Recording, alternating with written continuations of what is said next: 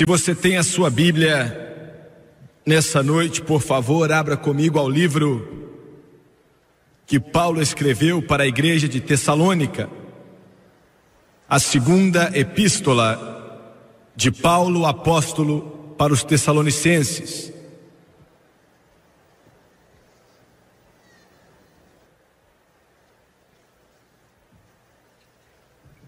Eu sinto que isso vai ser uma mensagem que vai ser tremendamente importante, não somente para essa nação, mas para os outros 76 países do mundo que vão estar envolvidos, porque os problemas que estão sobre o nosso país já estão ou estão para vir sobre os outros países do mundo. Segunda Tessalonicenses 1, versículo 7, e a vós que sois atribulados, descanso conosco quando se manifestar o Senhor Jesus desde o céu com os anjos. Olha a terminologia. Esse mundo não vai ser explodido e não vai sobrar nada através de uma guerra atômica ou hidrogênica. Iria, se Deus não viesse a intervir, mas Ele vai intervir. E diz no versículo 8, com labareda de fogo, tomando vingança dos que não conhecem a Deus e dos que não obedecem ao Evangelho do nosso Senhor Jesus Cristo, os quais por castigo padecerão eterna perdição, longe da face do Senhor e da glória do seu poder, quando vier para ser glorificado nos seus santos e para se fazer admirável naquele dia em todos os que creem, porquanto o nosso testemunho foi crido entre vós. E o versículo 3 do capítulo 2, Paulo também escreve e diz: ninguém de maneira alguma vos engane, porque não será assim sem que antes venha a apostasia e se manifeste o homem do pecado, o filho da perdição. Está falando aqui da grande tribulação, da segunda parte, na verdade toda ela, mas nós agora estamos começando a ver os sinais do seu começo acontecendo nessa terra e no mundo. A contagem regressiva já começou, e é isso que eu quero usar como tópico nessa noite, a contagem regressiva. Outro dia, há pouco tempo atrás, eu estava sentado no andar de cima de um hotel russo, o maior hotel do mundo, em Moscou, com 4.000 cômodos. No 21º andar, bem perto do Kremlin e da Praça Vermelha, me assentei ali várias vezes.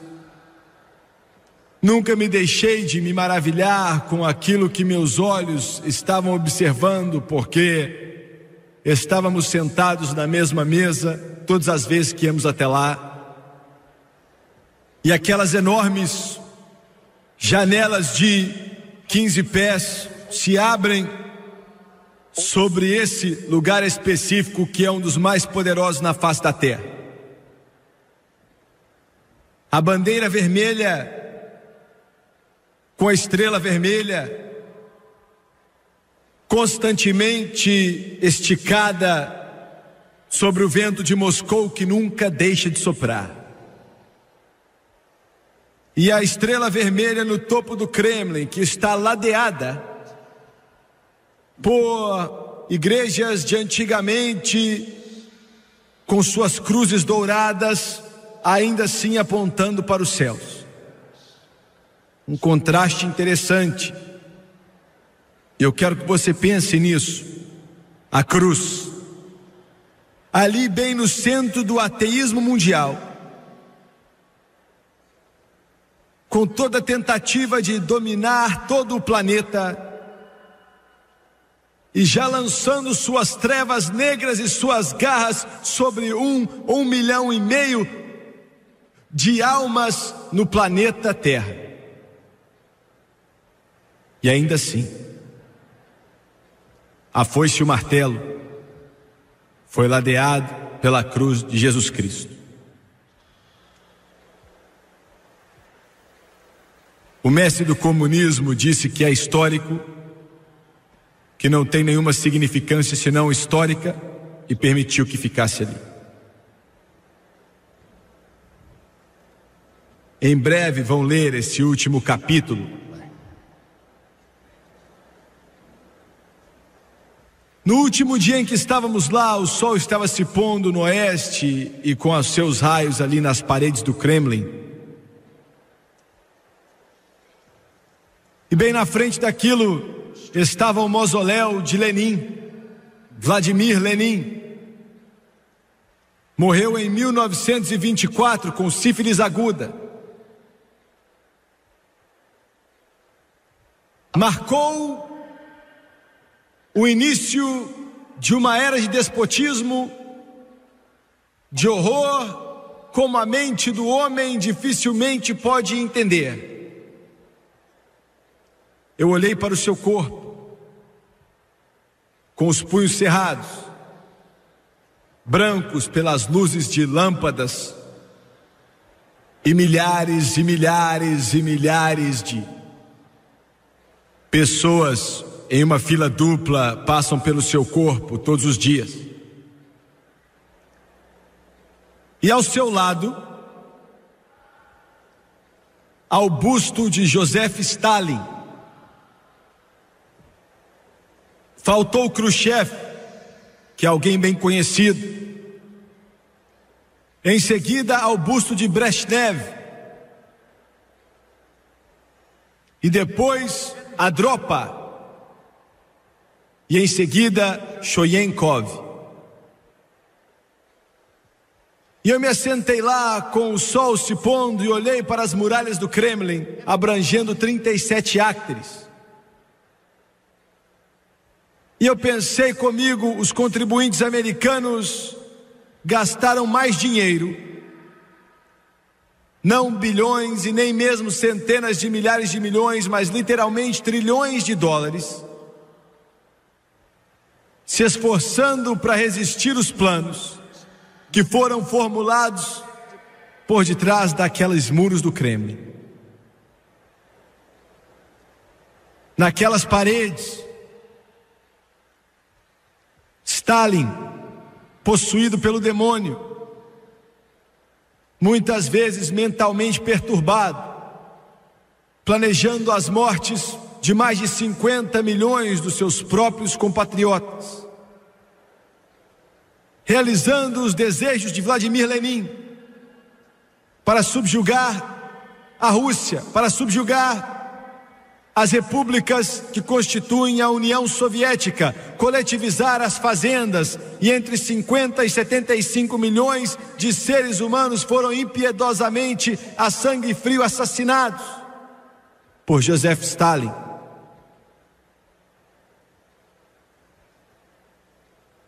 Sentei-me diante de jornalistas russos, diante de uma câmera de televisão, e eles expressaram o seu desejo de que sob o Gorbachev uma nova era começou. É o que esperava. Mas o mundo hoje está se dirigindo para uma contagem regressiva. Cada país, cada nação sobre a face da terra, com o comunismo desempenhando seu papel tremendamente importante neste drama da humanidade e da eternidade, sendo trazido para a posição, para a contagem regressiva dos séculos. Quando voltarmos nessa noite ao livro de Gênesis, voltamos ao 6º capítulo, e vemos um mundo que está literalmente fervendo em um mal tão grande que é indescritível. Mais ou menos 4.400 anos atrás. A Bíblia diz em Gênesis 6:5 que o pensamento dos homens, todo o pensamento do homem era somente em coisas ruins continuamente. E ele usa a palavra no começo dessa passagem, e Deus viu. Os homens podem pensar que Deus não vê, mas Deus vê. Deus sabe exatamente de todas as coisas que estão acontecendo nesse planeta. Ele vê o pecado, a rebelião, o deboche. Ele vê a fome na África, como milhões de meninos e meninas que não entendem por que eles estão onde estão e por que eles são como são. Deus vê os ditadores cruéis que estão apagando as vidas de centenas de milhares de pessoas para a sua própria ambição. Deus vê. A Bíblia diz: e viu Deus. Deus não é cego, Deus não é surdo. Ele sabe exatamente o que está acontecendo neste planeta e neste planeta. Eu quero que você entenda isso. É muito difícil para um ser humano entender como Deus pode ver cada coisa que acontece, mas Ele vê. Ele conhece cada pecado secreto, Ele conhece cada mentira que foi contada, Ele sabe da hipocrisia, Ele sabe da sujeira, da podridão. Deus vê.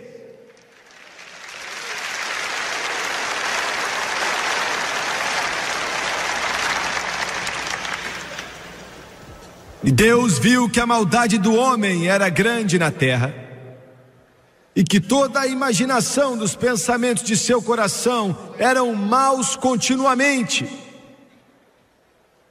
Veja bem, nesta nação aqui tão iluminada da América,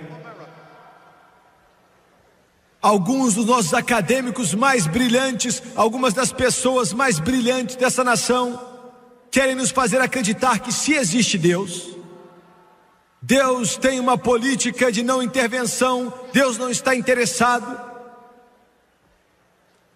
Deus não diz respeito a si mesmo, e o mais triste, eles nem acreditam que existe um Deus nessa era do humanismo secular. Mas o ponto que eu quero fazer é o seguinte: essa terra pertence a Deus, Deus a criou. Em segundo lugar, o homem pertence a Deus. Deus criou o homem. A batalha foi travada já fazem 6.000 anos pela alma do homem. Tem sido uma batalha brusca, uma batalha violenta. Você comete um erro se você acha que Deus não está com as mãos nisso. E Deus não está preocupado com os assuntos do homem. Deus se importa.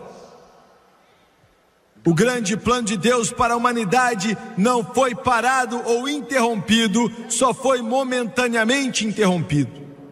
A palavra de Deus vai acontecer e vai se concretizar, e a conclusão do plano de Deus vai acontecer.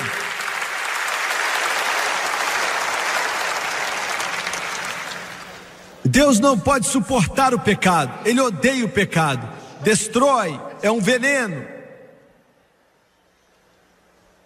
Houveram vezes no curso da história humana que a humanidade, tendo entregado sua mente, seu coração e sua vida para Satanás, como Satanás se tornou o príncipe desse mundo presente, o Deus desse mundo presente, o príncipe dos poderes do ar.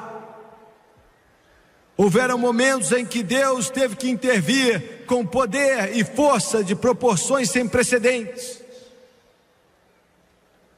Sempre que o pecado se tornava tão desenfreado, uma epidemia tão grande, uma pandemia, de modo que Deus não teve alternativa ou escolha, Ele foi forçado a intervir. Há 4.400 anos atrás Ele fez isso. E eu quero mostrar a você os paralelos nessa noite entre o que aconteceu no passado e o que está acontecendo neste mundo hoje. Os pensamentos do coração do homem eram totalmente malignos, continuamente.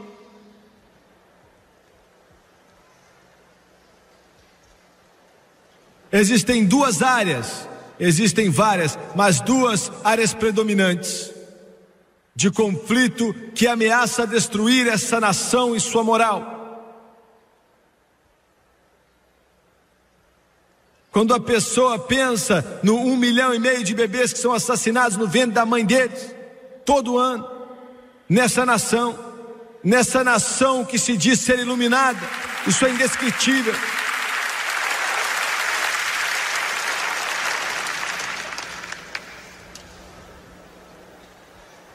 Como resultado do humanismo secular, começamos a entender, e eu quero que você me escute com atenção, que os pensamentos do coração do homem continuamente são ruins.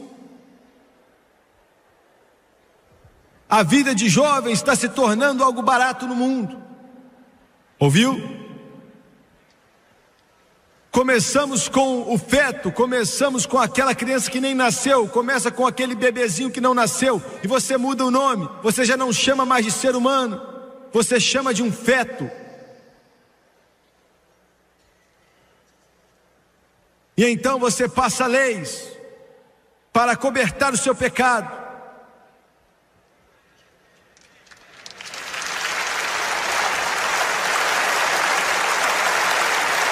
Adultério, fornicação.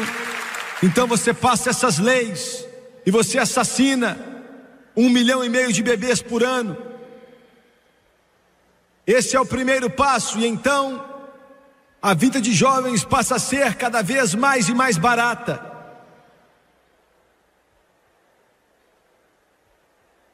Veja bem, o humanismo secular, e os meus bons amigos do noticiário não gostam que eu use esse nome, mas eu não estou muito preocupado com o que você gosta.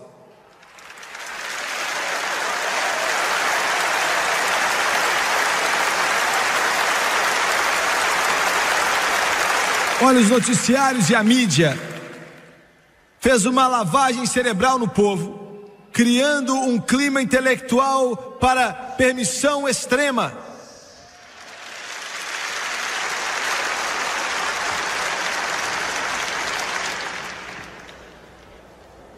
Quando você fala de garotinhos, garotinhas, crianças, bebês, para te mostrar a maldade. Veja bem, não estamos brincando aqui, isso não é um jogo de vai e vem, isso não é um jogo, eu vou pegar meu brinquedinho e ir embora se eu não gostar. Estamos falando de algo tão terrível que é muito além de se descrever. Estamos falando de algo tão maligno, tão assassino, que é difícil para a mente de um ser humano compreender o que estamos dizendo. Estamos falando de algo que não é muito diferente daquelas botas das tropas nazistas que pegavam garotinhos e garotinhas, tiravam suas roupas e as crianças não sabem para onde estão indo, e enquanto isso Straw Waltz está por detrás, mandando eles para a câmara de gás. Não é diferente,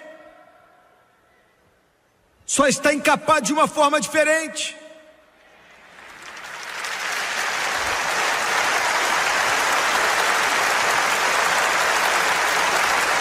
Há uma nova organização na América que publicamente e com orgulho se chama de NAMBLA, a Associação Norte-Americana de Amor aos Meninos. Ela diz que a sociedade não tem o direito de limitar a escolha de uma criança em parceiros sexuais. Um outro grupo chamado René Guyon tem como jargão: sexo para meninos de 8 anos de idade, por favor. E um outro grupo britânico quer que a idade de consentimento sexual seja baixada para 4 anos. Um de seus porta-vozes disse que esta sociedade tem um liberatianismo, uma perspectiva humanística sobre a sexualidade. Defende a perversão, alegando que tais práticas eram predominantes na Grécia Antiga. E que isso tudo se resume é que um baixo clima de permissividade sexual foi criado pelo humanismo secular e crianças se tornaram brinquedos. Me escute. Veja bem, as crianças se tornaram o ponto quente corrente no negócio da pornografia. Kiddie porn inclui atividades sexuais sórdidas com crianças, estrelando em filmes pervertidos e posando para fotos de revistas, realizando todos os tipos de atos repugnantes com outras crianças, bem como com adultos. Simultaneamente e talvez como resultado desse interesse crescente em pornografia infantil, parece haver um aumento na exploração sexual de crianças por adultos em todo o país. Um investigador disse que existem mais de 1 milhão de crianças sendo usadas sexualmente pelos homossexuais e outros pervertidos. Um relatório do Departamento de Polícia da Califórnia de Los Angeles insiste que há um número estimado de 30 mil crianças com idade entre 6 e 16 sendo exploradas sexualmente em Los Angeles, na Califórnia. O relatório da Polícia de Los Angeles declarou que os adultos muitas vezes vêm adquirir juvenis para abuso sexual, a prostituição, a pornografia e as atividades narcóticas. E como uma praga, essa coisa se espalha em nossa nação.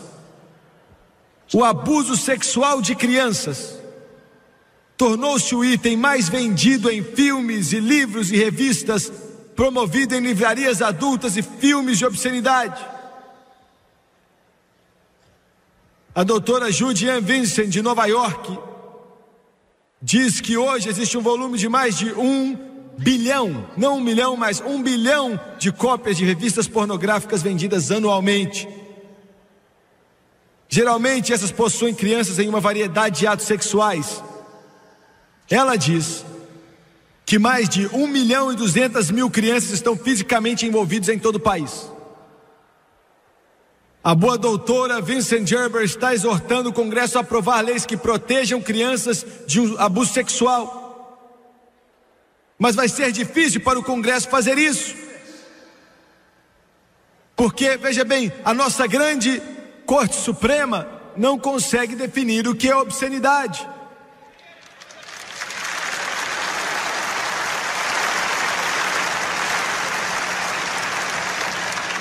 Esses defensores brilhantes da justiça e do direito, erguendo sua cabeça em seu intelectualismo judicial, não podem definir obscenidade.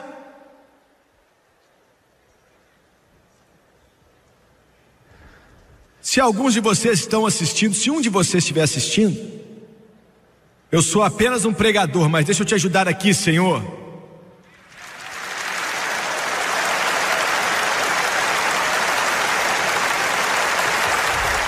Sabe a razão pela qual você não pode definir o que é obscenidade? É porque você nunca foi até a fonte da explicação. Encontre uma Bíblia, abra as suas páginas, olhe para a palavra do Todo-Poderoso Deus, e você vai descobrir o que é obscenidade. E junto com isso você descobre o que é o pecado, e você descobre o que é perversão. E se você não pode ler, faça um curso, é muito simples e muito claro. E se você não acreditar, tire sua toga e saia desse banco, porque você não pode se assentar como juiz nos Estados Unidos da América.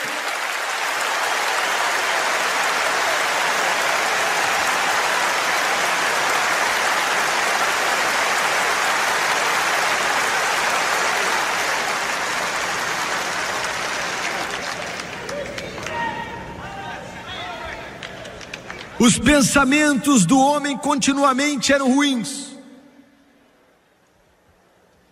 Uma nação, um país, um povo pode se tornar tão podre, tão degradante, tão humilhante, de um modo tão ineroxável, tão escuro, tão condenável, que Deus não tem outra escolha senão destruir. E a Bíblia diz em Gênesis 6 e 7, Deus disse: eu vou destruir.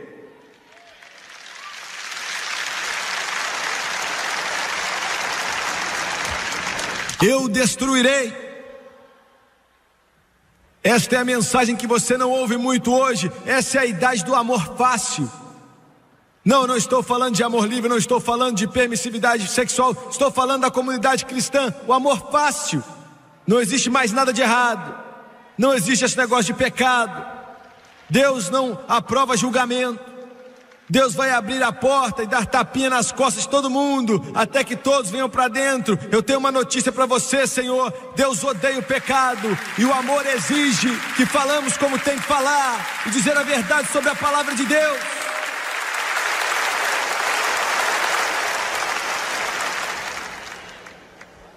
A minha Bíblia diz que Deus castiga quem ama. Vocês, pais que não corrigem seus filhos, não amam seus filhos. Se você não tomar o tempo para corrigi-los, você não os ama.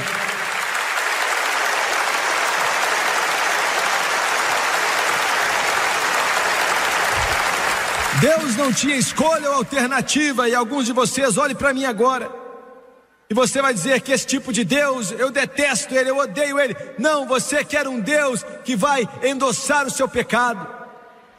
Você quer um Deus que irá proteger sua perversão. Você quer um Deus que pode abraçar a sua iniquidade. Lembre-se disso. Deus ama o pecador, mas Ele odeia o pecado. Ele ama o pecador, mas odeia o pecado. E Ele disse: eu vou destruir. E o mundo se afogou debaixo das águas, sobrando apenas Noé e sua família. Eu já disse várias vezes, vou repetir, eu estava orando outro dia, buscando a Deus, porque eu ia ter que falar com o maior grupo de ministros ali nos Estados Unidos, em Washington, na capital, e depois falaria com o presidente dos Estados Unidos, e é o que eu fiz. E eu estava orando, chorando, clamando: Deus, o que é que eu vou dizer para esse povo, pastores de uma das maiores igrejas do mundo? E Deus me falou: diga assim, diga a eles que os acontecimentos no mundo estão sendo guiados pela minha mão. Diga a eles que as eleições na época em Washington e na América está sendo guiada e dirigida por mim. Diga-lhes que a América deve ser julgada, o mundo deve ser julgado, mas eu vou adiar o julgamento para um propósito, que é de espalhar este evangelho em todo o mundo, antes que eu chegue.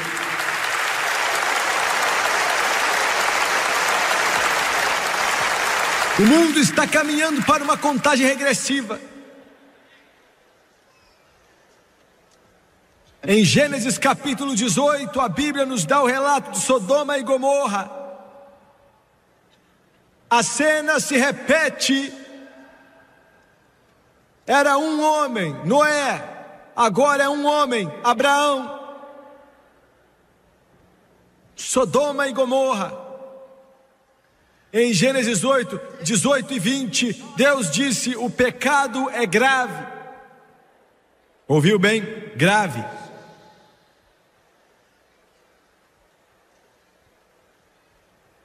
Hoje, devido à permissividade geral desenfreada em todo esse país, a comunidade homossexual saiu do armário, amplamente divulgando locais aonde se encontram e o homem pode ter um encontro sexual com vários outros homens em uma só noite. Estão promovendo publicamente. Sim, eu tenho um pouco mais a dizer sobre isso daqui a pouco. Um médico, não um pregador, um médico declarou outro dia mesmo, por causa da sujeira do homossexualismo, uma situação semelhante às pragas dos séculos passados poderia vir em cima de nós de novo. Ele diz que o saneamento é necessário para controlar epidemias e não há saneamento no estilo de vida homossexual.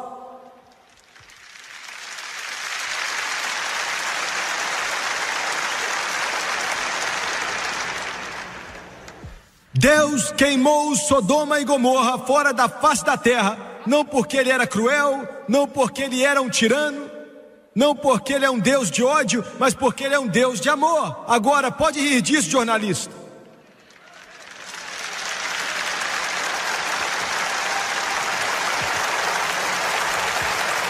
Escreva suas colunas e sua prosa envenenada. E fale sobre esse Deus de amor que queima as cidades da face da terra. Se você pode assistir o televisor por mais um instante, me escute. Quando um médico corta o câncer de alguém,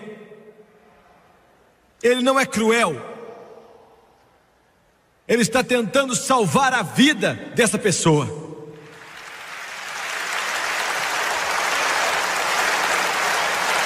O Todo-Poderoso Deus exercita, o Todo-Poderoso Deus cirurgicamente removeu Sodoma e Gomorra por causa do pecado terrível e medonho do homossexualismo, a sodomia.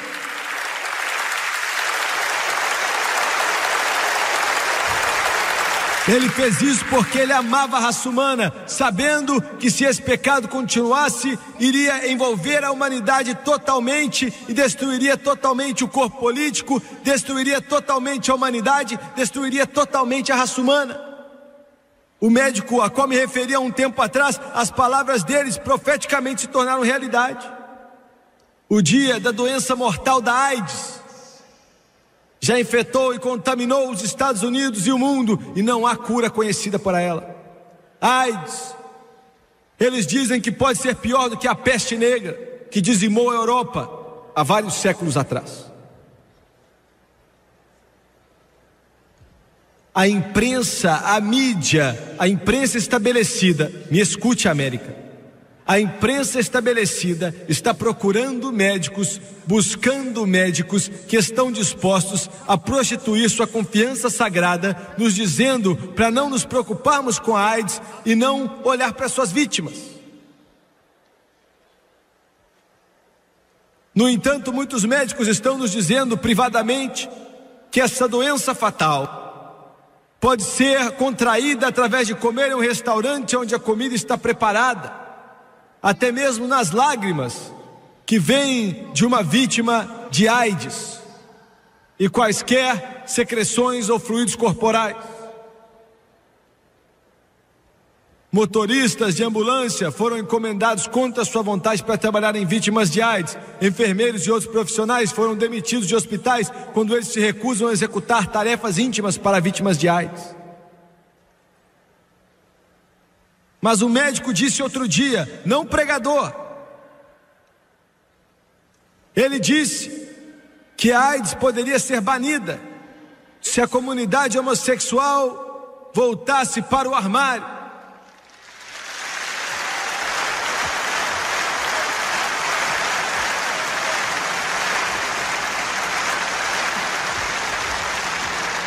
Sei que alguns cristãos pensam, e talvez vocês jornalistas também, alguns cristãos pensam que isso é um julgamento de Deus sobre a comunidade homossexual. Na verdade não é. Isso não está certo, não é um julgamento de Deus sobre a comunidade homossexual. A pena do pecado carrega o seu próprio julgamento. A pena do pecado carrega o seu próprio julgamento. Não culpe a Deus com essa sujeira, essa imundície que vem do inferno, porque esse é o resultado do inferno, esse é o resultado da imundície, esse é o resultado da desobediência, esse é o resultado de perverter aquilo que Deus criou e estabeleceu como regra e ordem. Escute isso aqui, eu vou te dar um pequeno exemplo de por que essa doença está rampante. Está crescendo muito durante o ano, dobrando a cada 6 meses. Na América, até pouco tempo atrás, haviam mais ou menos 300 lugares de reunião anunciados para homossexuais que eram chamados de buracos gloriosos, onde bandos de homossexuais se encontravam com pouco ou nenhum saneamento, praticavam sexo oral, anal com vários homens, às vezes até 16 homens em uma só noite. E sob os políticos da ala esquerda, irmão, você pode me chamar da direita e eu vou te chamar de esquerda.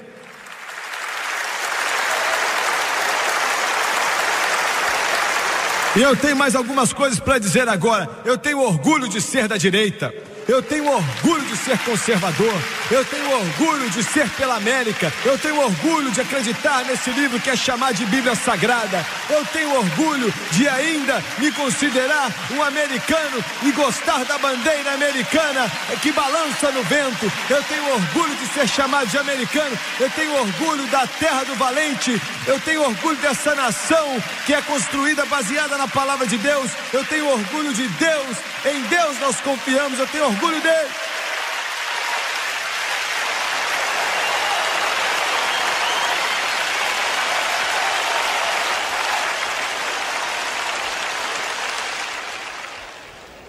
Veja bem, os políticos da esquerda, e essa é a razão, a imprensa estabelecida também, essa é a razão pela qual esse grupo não gosta de mim. Eles têm promovido os direitos homossexuais.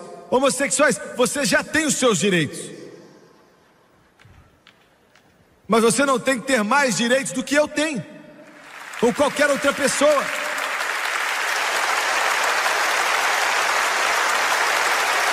Os políticos da esquerda e a imprensa estabelecida promovendo os direitos dos homossexuais convencem até pessoas comuns, hoje em dia está difícil de encontrá-los, que isso é um problema verdadeiro. Eles disseram que o homossexual é discreto sobre sua vida privada como seu vizinho normal. Mas houve um tempo na América que se tivéssemos algo chamado de buracos da glória aqui, a polícia jogaria eles na cadeia porque estavam sendo imorais.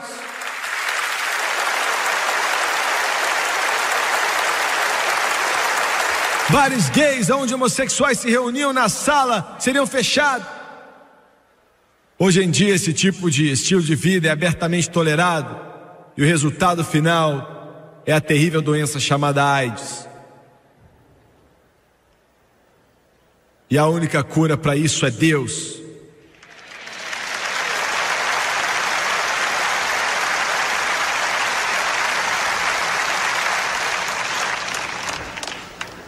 Agora escute com atenção. Alguém me disse: você não ama os homossexuais. Eu amo homossexual, eu amo ele o suficiente para dizer a verdade.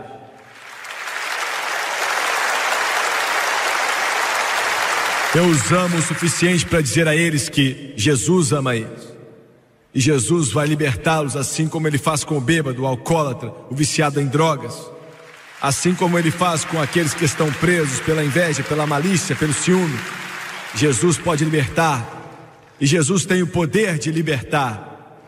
Jesus Cristo ainda é a resposta. Não, eu não estou falando de um juiz fraco do joelho bom que é pregado em algumas dessas igrejas aí. Quer saber qual é o problema da América? Você quer saber? Não é o homossexual. Isso é estranho depois do que eu acabei de dizer, não é? O problema com a América não são os homossexuais. O problema com a América não é a imprensa pervertida. O problema com a América não é políticos da esquerda. Esses são sintomas. Escute o que eu estou dizendo. Eu vou te dizer qual é o problema nos Estados Unidos da América. Ande pelas ruas da sua cidade, onde quer que você queira ir. Ande a qualquer rua que for e encontre uma igreja. E se a porta estiver aberta, entre nela. Desça pelo corredor. Chegue ali e olhe para o púlpito. Fique por trás do púlpito. Olhe para o púlpito. Olhe para o púlpito. Esse é o problema dos Estados Unidos da América, o púlpito.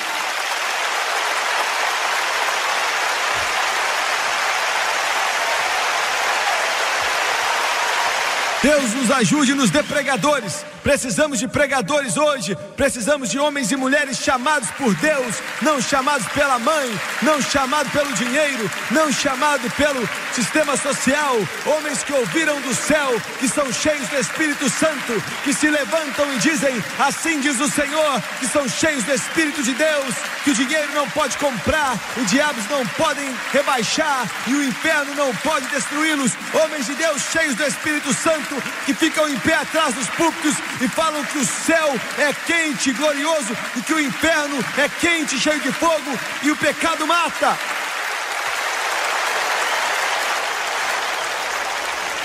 Se eu sou meio brusco, eu não posso fazer nada. Se eu não pregar, Deus não me deixa dormir à noite. Eu estou cansado desses medrosos e covardes que se dizem ser pregadores.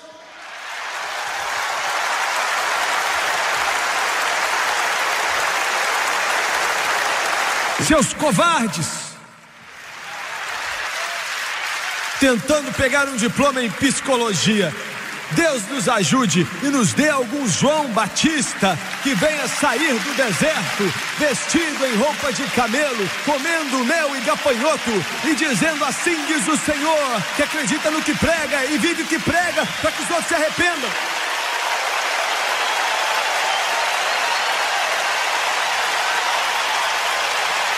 Se um pregador não prega o evangelho, tira ele daí.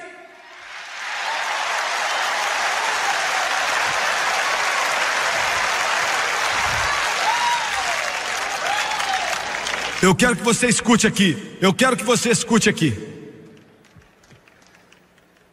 Outro dia tínhamos um problema em uma certa cidade, e a minha própria denominação, da qual sou ordenado, as Assembleias de Deus, um pregador covarde disse: bem, eu não sei se ele está certo ou errado. Se você estiver assistindo, escuta aqui, ô covarde, eu estou certo.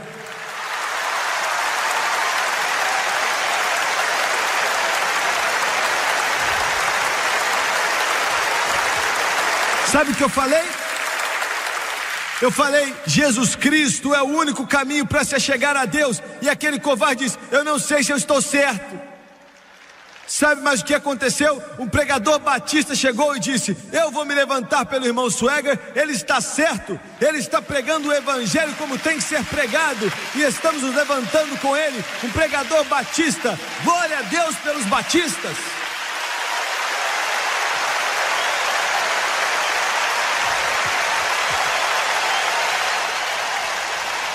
Temos muitos pregadores pentecostais tentando obter a sua educação.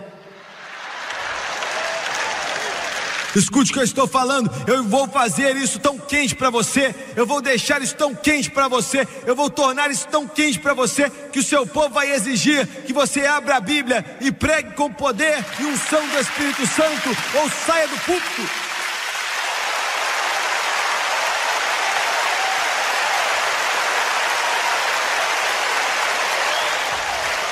Alguém disse: você é muito duro. Talvez eu seja, mas quando a balança está muito inclinada para cá, você tem que forçar para baixo.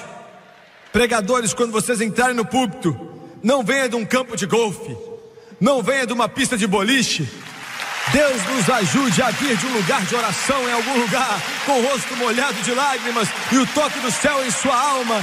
E quando pisar naquele púlpito como um leão, e com a palavra do Todo-Poderoso Deus, dizendo: assim diz o Senhor, e esse livro ainda liberta os cativos, ele ainda liberta aqueles que estão presos, ele ainda cura os doentes, ele ainda salva os perdidos, cura os quebrantados de coração. Aleluia, Cordeiro!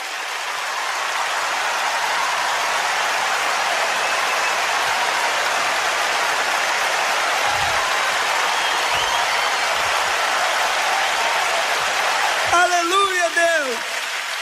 E o Cordeiro para sempre.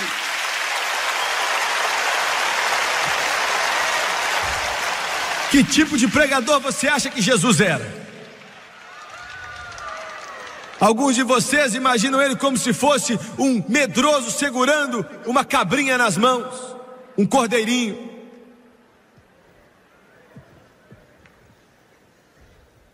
Alguém que saiu do salão de beleza,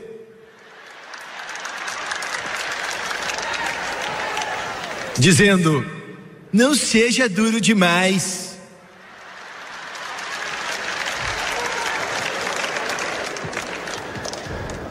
Por que você acha que mataram ele em um madeiro? Mataram ele porque ele olhava nos olhos dos fariseus. Eu ainda não sou tão valente assim. Eu faço pela câmera de televisão.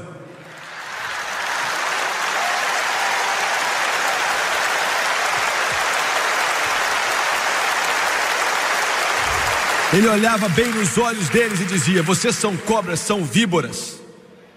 Vocês não passam pela porta que Deus abriu e você barra a entrada para qualquer outra pessoa que tenta entrar. Por que você acha que cortaram a cabeça do apóstolo Paulo? Por que você acha que cortaram a cabeça de Tiago? Por que você acha que Pedro foi crucificado de cabeça para baixo? Porque jogava dominó com o padre da paróquia?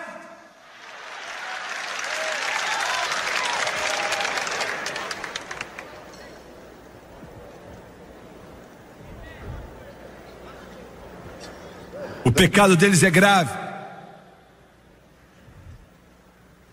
O pecado de sodomia. Glória a Deus, estamos recebendo cartas de vários homossexuais dizendo: irmão Suega, Jesus nos libertou.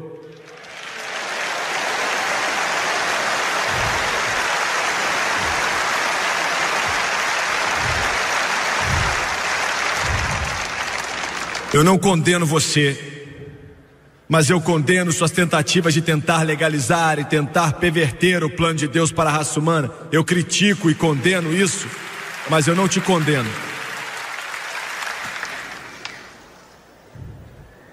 E quando os anjos vieram para a casa de Ló,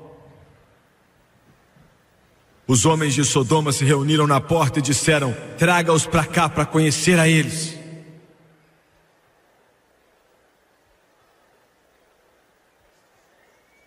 E o termo significa para que podemos fazer com eles o que somos.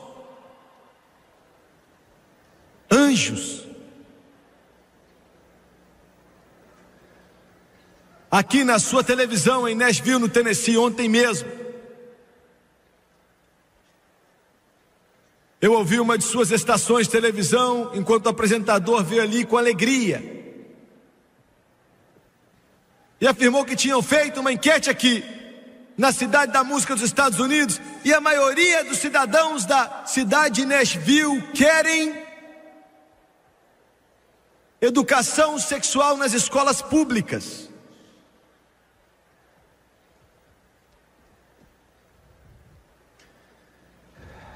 Eu quero que você me escute por um instante. Eu já disse isso várias vezes e eu não gosto de ficar repetindo vez após vez. Mas parece que temos que fazer isso para que as pessoas entendam. Você diz, veja bem, essas pessoas bem intencionadas, e eu realmente não estou questionando a motivação deles, estou questionando sua inteligência. Eles dizem: nossos filhos, se eles forem ensinados sobre sexo nas escolas públicas, começando desde o jardim de infância, então resolveremos os nossos problemas de gravidez pré-marital e doenças sociais, e vamos criar o paraíso utópico. É mesmo? Eu quero te mostrar o que aconteceu em países onde a educação sexual obrigatória iluminou e liberalizou os jovens. Escute. Nos 7 anos que seguiram a adoção de educação sexual obrigatória na Dinamarca, em 1970, assaltos e estupros aumentaram 300%. E as doenças venéreas aumentaram nos indivíduos com mais de 20 anos de idade em 200%. Entre aqueles com idade entre 16 e 20 anos subiu 250%. E naqueles com 15 anos de idade mais jovens houve um aumento de 400% em assaltos e estupros na Dinamarca. Após a educação sexual obrigatória foi legalizada nas escolas públicas, depois foi introduzida.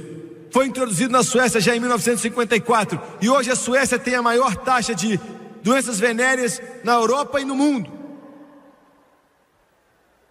Entre 1968 e 1974, doenças venéreas em mães menores de 14 anos de idade aumentou 900%. Entre 1972 e 1974, o estupro na Suécia, como resultado direto da educação sexual obrigatória nas escolas públicas, aumentou 400%.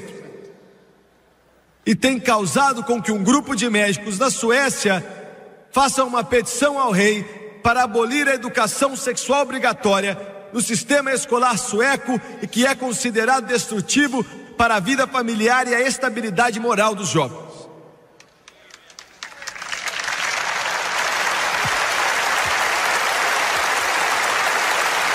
E por que isso? Eu acabei de ler algumas estatísticas, alguns fatos, e eles são meio frios. Então por que isso é tão letal? Eu vou te dizer por quê. Por que é mortal levar criancinhas sob sociólogos ou conselheiros ou professores ou terapeutas treinados e ensinar a eles educação sexual? Para a mente não regenerada parece sensato. E eu vou dizer por quê. Leve seus filhos pequenos de 4 anos, 5, 6, 7, 10, seja o que for, 12, 15. Dê a eles um explosivo poderoso. E não ensine a eles como tem que ser usados. E por que eles são usados. E o poder do seu uso. E as crianças vão se matar. Por que é desastroso ensinar uma criança sobre educação sexual, uma vez que está sendo ensinado nas escolas públicas? Sim, nós temos que ter educação sexual pelos pais, mas a razão pela qual é mortal nas escolas públicas é porque eles ensinam sem moralidade.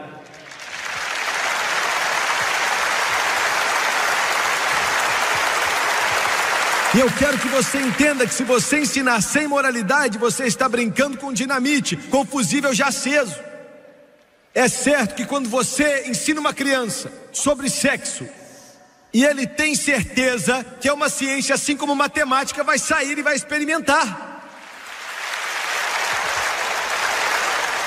Essa é a razão pela qual o sociólogo não tem nada com isso, o psicólogo não tem nada com isso, o terapeuta não tem nada com isso, o conselheiro também não tem que ensinar meu filho ou meu neto a respeito de educação sexual, mas é a responsabilidade dos pais que amam a Deus, baseado na palavra de Deus, para ensinar os seus filhos o que a palavra de Deus diz sobre isso. Porque existem algumas coisas que estão erradas, mas eles não ensinam isso. E jornalista da televisão aqui, você está errado, muito errado. Você está brincando com as almas dessas crianças.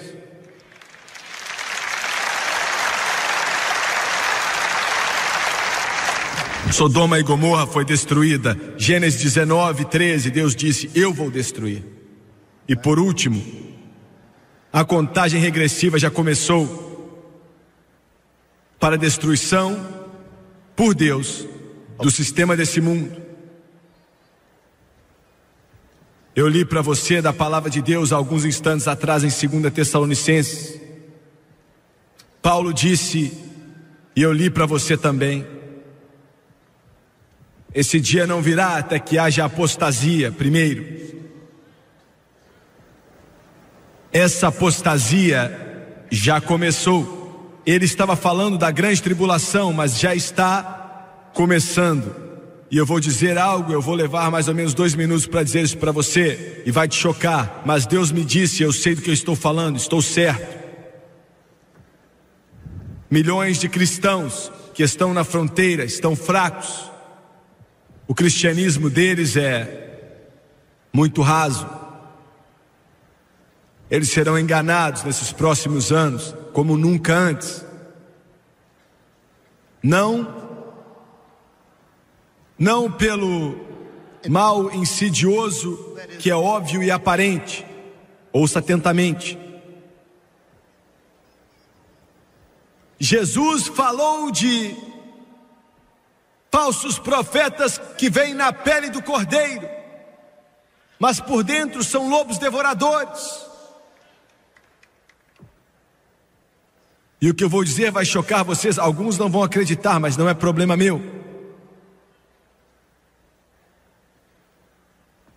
O grande enganador da igreja nesta nação, e talvez em muitas outras nações do mundo, mas especialmente os Estados Unidos da América, Não vai ser a mídia, não vai ser a televisão que vem de Hollywood ou Nova York, ou CBS, ABC, NBC, o que for. Não vai ser a pornografia, a homossexualidade. Mas você vai ligar a sua parede de TV. Eu acho que 97% do povo americano tem um aparelho de televisão, ou 2 ou 3. E você vai mudar no seu canal cristão ou na sua programação cristã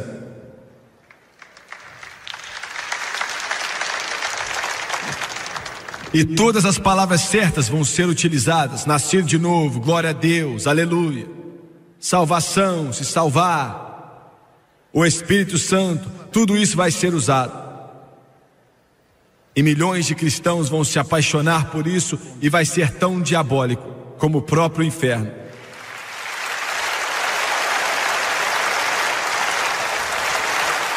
Isso já está acontecendo entre nós.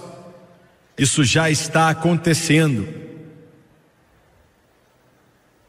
Quando você vê aquele programa que se diz ser cristão, e você pode me xingar por dizer isso, mas eu vou continuar dizendo, pois foi Deus que me mandou dizer, e abaixam a cabeça e falam de milagres, e falam de orar pelos doentes, e falam de Deus respondendo oração, e logo depois, nos minutos seguintes, vem uma banda com um tema, e um artista de Hollywood sai dali, e eles ainda estão fazendo isso em boates. E eles falam a respeito do seu papel na novela da TV. E eles ainda estão fazendo as mesmas coisas sujas que faziam antes. E são considerados como exemplos para os jovens dessa nação. E chamam aquilo de cristianismo. E falam do amor de Deus.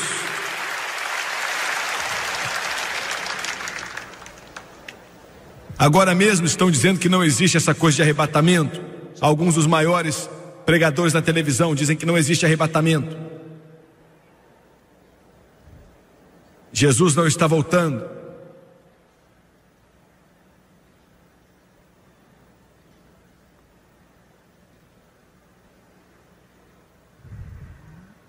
E você vai assistir, olhar aquilo,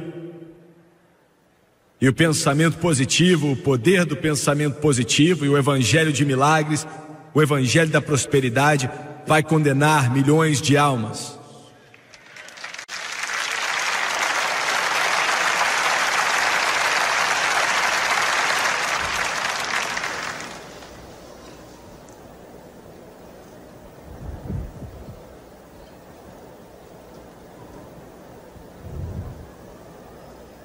Outro dia,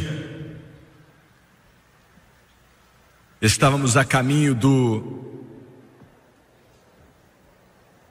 aeroporto internacional de Moscou. Eu ficava olhando para o meu relógio. O motorista que tinha servido como nosso intérprete, falando um inglês muito quebrado, foi dirigindo devagar e cada vez mais devagar. E eu ficava pensando, Senhor, nunca vamos chegar no avião. Todos tinham vindo. Tinham viajado até a Sibéria conosco. Estavam na grande Rússia conosco. Chegaram perto das paredes do Kremlin conosco. Tínhamos abraçado centenas de pessoas mal vestidas, vários cristãos que nos encontraram. E quando entramos no terminal e entregamos nosso passaporte,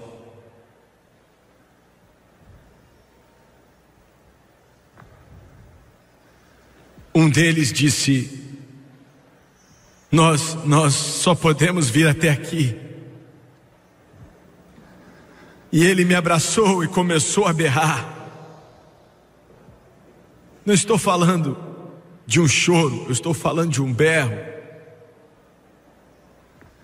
As lágrimas desciam na face do outro irmão, e muitos estavam lá. E eu senti um mover tão grande do Espírito no coração dele. Um era batista, o outro era pentecostal, mas tinham vários outros ali. Ele não falava inglês, mas aprendeu 3 palavras, e com lágrimas no seu rosto, ele me abraçou e disse em inglês com um sotaque bem forte: eu te amo. E eu olhei para eles, e eles não falaram nada, mas nos olhos deles eu pude ver tantas coisas que eles queriam dizer, mas não podiam. Não podiam.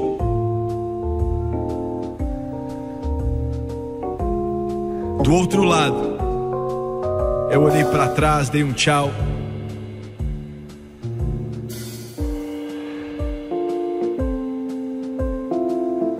E eu disse: Deus, não é justo. Estou voltando para a América. A América.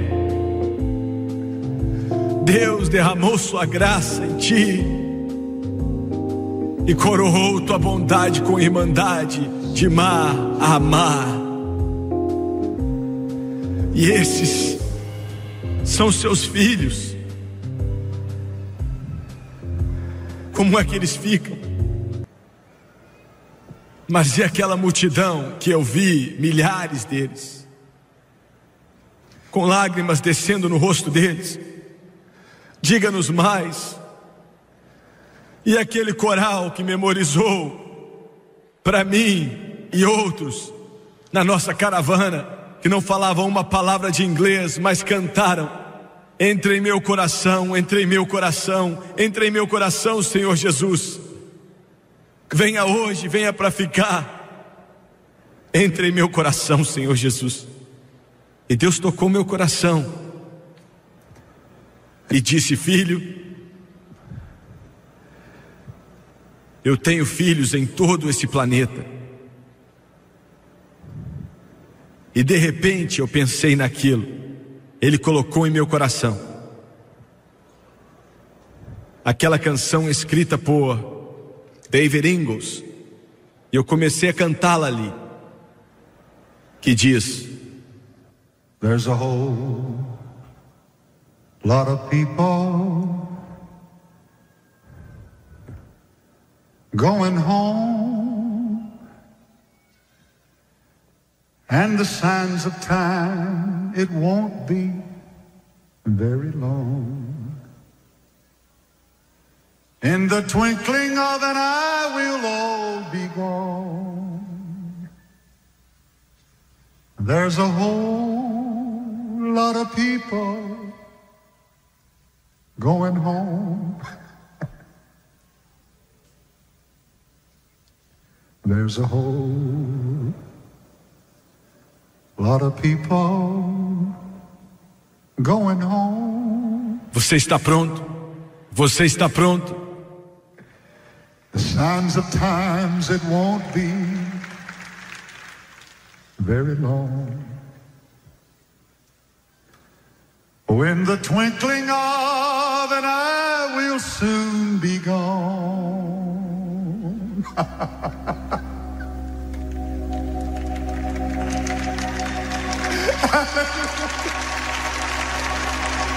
But there's a whole lot of people going home. I can see him sitting, oh, at the table,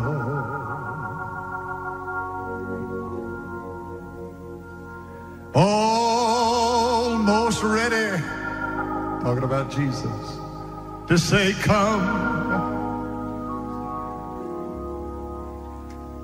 knowing well there will be no vacant sittings for the rest of the families coming on home.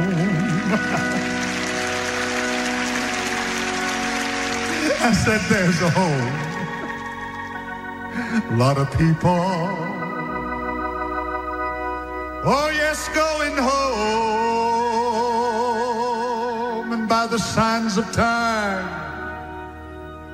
It can't be very long. In the twinkling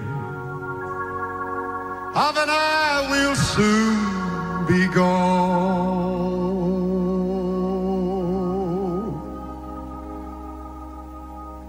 There's a whole lot of people going home. De cabeça baixa e olho fechado. Toque mais uma vez, por favor, Eric. Estamos quase no final, amigo. Estou te falando, estamos quase no final. Ele está voltando. A trombeta está para tocar e Jesus vai dizer: venha para casa, ó meu amado. Meu amado, venha para mim. E eu quero te perguntar: você está pronto? Estamos no final, a contagem regressiva já marca meia-noite. Ele está voltando. Se você não está na arca da segurança, é melhor você entrar. Ouviu bem? Quantos nessa congregação agora podem dizer: Jimmy Swaggart, eu sei que algo está para acontecer, algo está fervendo, eu sei. E eu não estou vivendo da maneira correta. E eu não quero perder quando isso chegar. Ele está para tirar a rebelião desse mundo. Você pode orar por mim. Levante sua mão rapidamente. Eu preciso de oração, não estou vivendo bem. Continue com a mão levantada nas arquibancadas rapidamente, por favor. Levante a mão aqui nessa congregação, continue levantando até lá atrás, até lá em cima, para que Deus veja. Quantas mais? Levante a mão agora, aqui do lado esquerdo. Levante sua mão. Ore por mim, irmão Swaggart. Não estou vivendo bem. Estou vendo sua mão. Levante a mão, levante a mão. Ore por mim. É sua oportunidade. Milhões na União Soviética dariam tudo para sentar onde você está sentado agora, lá atrás. Quantos podem levantar a mão? Ore por mim. Eles vão cantar agora: há espaço na cruz para você. E há espaço para te preparar, para te levar para casa. Enquanto eles cantam, eu quero que todos se levantem, por favor. Todos de pé, por favor. Aleluia. E todos que levantaram as mãos, venha lá de cima aqui dos lados. Cristãos, tragam a eles. Venha, filhos, tragam seus pais. Pais, tragam seus filhos. Esposa, traga o seu marido que não está salvo. Marido, traga a sua esposa que não está salva. Enquanto eles cantam agora.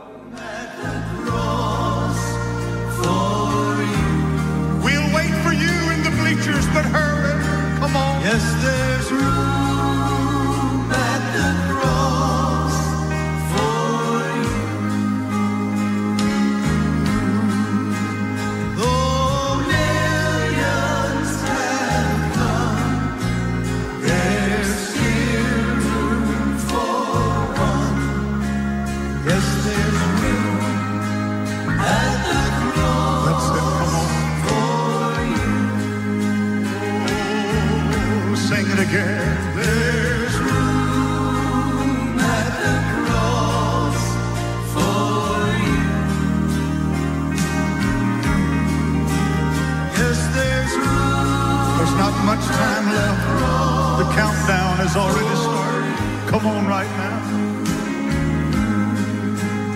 Oh, millions time. We're waiting for you from the bleachers. We're waiting. We're waiting for you. God is moving. Come on right now. At the cross for you. It was amazing grace.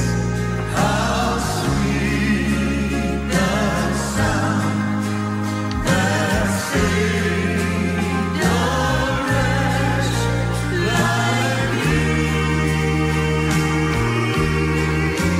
I once was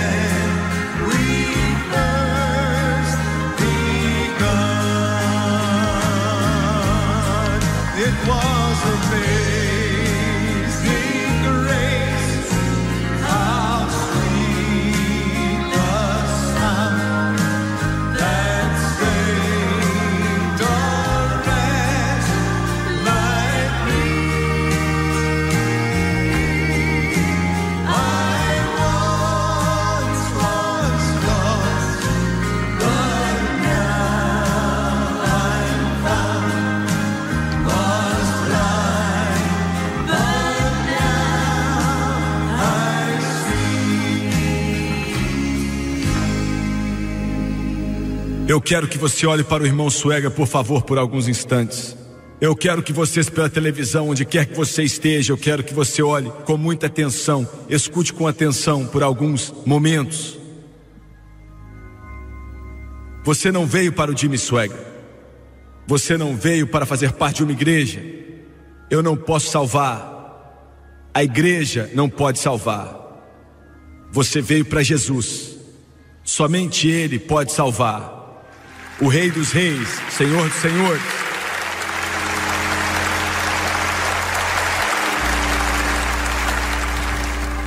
Eu vou ser sincero com você. Eu pedi para que Ele me desse as palavras exatas para te dizer, e vou ser breve. Ele vai exigir tudo de você. Entregue tudo. Ele ainda disse, a não ser que você odeie seu pai, sua mãe, seu irmão, sua irmã, você não pode ser meu discípulo. Ele não disse de odiá-los assim, mas colocar Deus em primeiro lugar.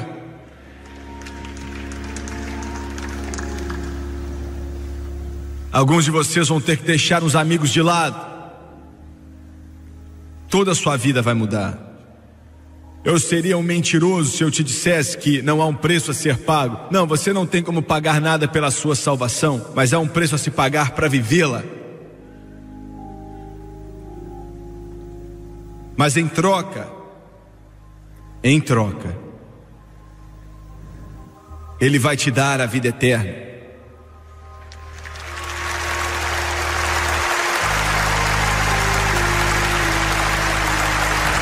E daqui a alguns instantes, você vai ser tão limpo, tão puro, tão santo, tão justo, como qualquer anjo que existe na glória. E daqui a alguns instantes, você vai se tornar uma nova criatura. Jesus te chama de nascido de novo. E daqui a alguns instantes, Deus vai pegar uma caneta e escrever o seu livro no livro da vida do Cordeiro. Aleluia! O seu nome.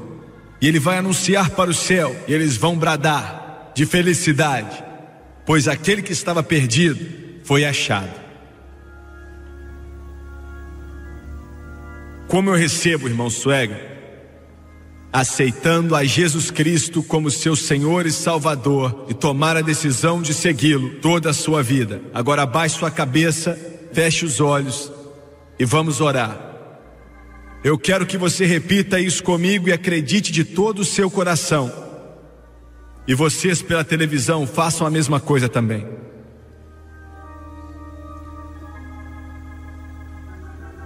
Querido Deus do céu, eu venho a Ti em nome de Jesus.